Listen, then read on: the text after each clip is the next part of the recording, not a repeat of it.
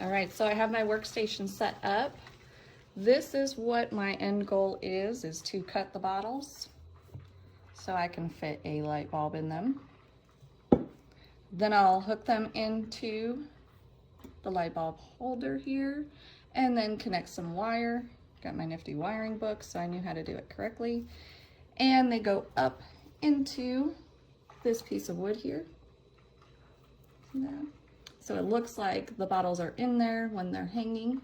I got 3 of them on this light fixture. I got some really thick rope I found at Hobby Lobby, and it came in a big old bundle, so I'm able to put that on there for some aesthetics. When it's hanging, it looks really, really nice. And then you see the wires come up under here. They all come up in their individual holes here. We put a piece of little thin wood here just to keep the wires down, so when it's hanging up you can't see it. This wire is going to go up through the ceiling through a chain that's going to be hooked to here, and that's what's going to be holding it up so they actually hang from my vaulted ceiling inside of my home office.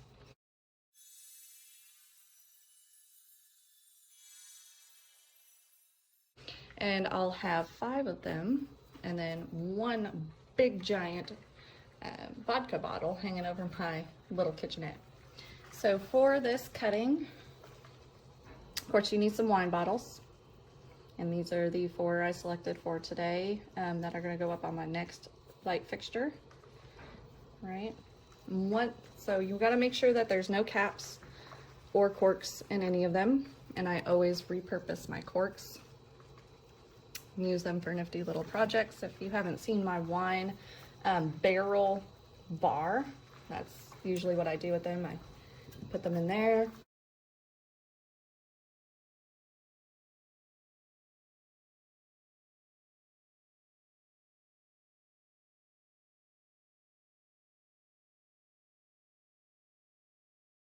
Or you go over here in my latest project. That's my fireplace I'm working on.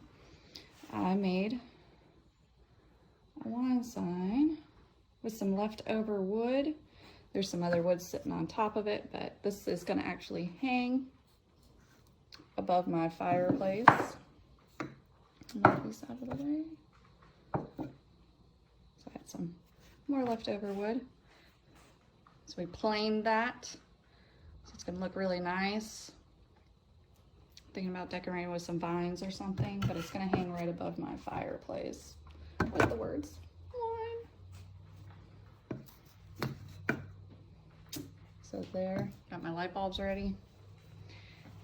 So here, my little workstation. So the ultimate goal, of course, is get a great bottle of wine. Not broken, everything's attached, right? And end goal is to get the bottom off, so I can fit a light bulb in there and hang them up, and they could be a light fixture. So when the bottom pops off, should look something like that. And how I use that, I get a pot that can stand hot water, because the temperature for the first dip needs to be at least 204 to 205 degrees. To get the temperature up, I use a sooo heater, which works super good. Got my backup water, so any water that evaporates out and it starts beeping, I can fill it back up with some more water. And then the second part, of course, is the ice water. So I'm getting it chilled right now with some ice packs. These are pretty cool. They make the water super chill. You need to get that at least under about 40-45 degrees. So to cut the glass, of course, I always have my safety items. Got my gloves so I don't get glass in my pretty little fingers. And then some oil, extra blade. So the oil's really good to put on there if for some reason the bottle's a little bit thicker than usual and you just can't get the blade through on a dry run. Sometimes on a bottle like this, because it's a little thicker. And then this nifty little glass cutter I found from Pro Shop. Works really well. It did come with this piece here. This piece is intended to go on the back here to hold your bottle, but we're not cutting the tops, so I just leave that off. And then I also got an extra little blade, just in case this is to miss a spot, which typically happens if any of my wine bottles have extra little doodads like this guy has. And actually it kind of pushes out a little bit, so when it hits the rollers it bounces. So I do have the blade so I can hand cut them.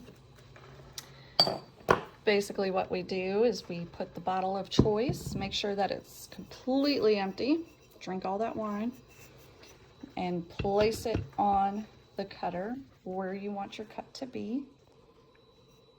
So on this one,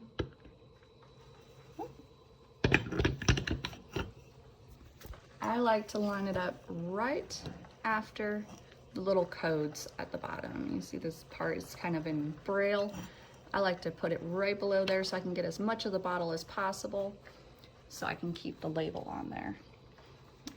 And once this reaches 205, we'll start working.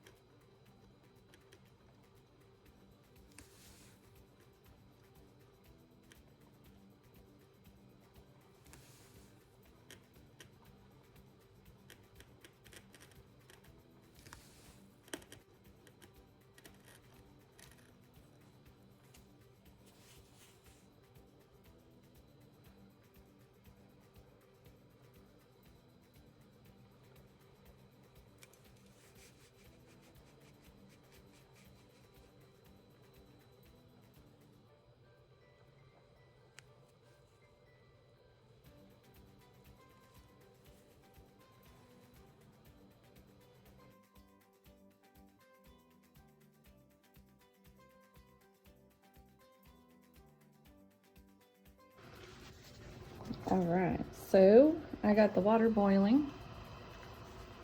I hit that 204 temperature. So we're gonna do the first bottle. Got the cuts, right? And we just hear that crackling sound. That's good noise. And I just like to wiggle it around a little bit. Make sure it gets a little heated. You always wanna make sure that the water goes above the cut line. So that is something you always want to do. And I give it a good about 10 seconds. And then go straight into the ice bath. Again, you want to make sure that the water is above the cut line. Make sure it's nice and cold in there. Just dip it in. Give it about another 10 seconds. You want to make sure the bottle gets nice and cool. That's what I've learned anyway. It out, put it back into the hot, and you hear that pop, that means it's starting to break off, which is good. And then put it back into the cold. Sometimes you have to do this more than once. And there we go. The bottom broke up. So now I have a little bit of a error there. That happens. I'm not sure why. Some bottles do it, some bottles don't, but that could be easily sanded off right here. I got my wet sanding block, and you just want to make sure it's sanded really well. So we'll do that and pull this guy out of there. Be careful, there are sharp edges, it is cut glass. You're supposed to use gloves, but I find it easier to wear one with gloves and one without, and I don't want to stick my gloves into water, so sometimes I do use some needle nose pliers to get them out of there, but I'm not sure where those went. So I did cut another bottle, made some lines, so we're gonna see how this one does. Again, dip, you can hear the crackling noise, kind of like Rice Krispies. Again, another 10 seconds. Some more cracking noises. And into the cold water. And basically it's just cooling it down to temp. We're just shocking the bottle from the hot to the cold, and that's what loosens up that cut mark there. And back to the hot. And there's that nice popping noise you want to hear. That means the glass bottom is breaking off. Just move it around and shock it in the cold water again. And I like it better when it falls off in the cold water, honestly, than the hot water. But sometimes you don't always get your way. So this one's a little bit thicker than the last one, so this one may take... Oh, nope, never mind. I was gonna say it might take a few more tries, but it did not. So that one came out much, much better. Nice clean cut there. Nice and clean. So this, we're just gonna sand off, make sure there's no sharp edges, because when I'm putting the light bulb in there, I don't want to cut my hands, right? So this one's gonna look amazing hanging on my new lamp fixture. So that's what's going to be on the next video I do. I'm going to show y'all how I wire up my light bulbs and put them into the wood that I used my nifty drill press with to cut some holes. And we also got my stack of 4 here. So this one, the biggest one here, this one's going to have 4 light bulbs on it, 4 wine bottles with lights, and the other 3 are going to have 3, because this one is going to go over my desk. So I want to make sure I have a lot of lights. I've already pre-prepped them. We cut them to size, about 36 inches. And we wanted to make sure there was 2 inches from the edge to here to where we'll put the metal ring that'll hold the chain, that'll hold it up to the ceiling. And about 4 inches from the top, we started the holes down. And you can see I have 1, 2, and my 3rd hole's down there. And that's where the plug will come up underneath. And we already doweled the groove. This is where all the wires will be held. And I love these because they're natural. I got them at the lumber yard. They were 10 footers, and I just cut them into to fit. So these ones are not done yet, because here's the bottom hole. This is where the lamp will go, the top of the bottle. We're gonna dowel out a little circle here, so the top, about this much of the bottle, will go in, so it'll look like the bottle is in the wood when it's hanging, because I just don't want free hanging bottles, and plus I'd like to hide as much wire as possible. So on my next video, we'll be working on that. My little workstation here. And I hope you enjoyed. If you have any questions, don't be afraid to comment below. Make sure you subscribe. I'm posting new and awesome things as much as possible. And I will see you next time.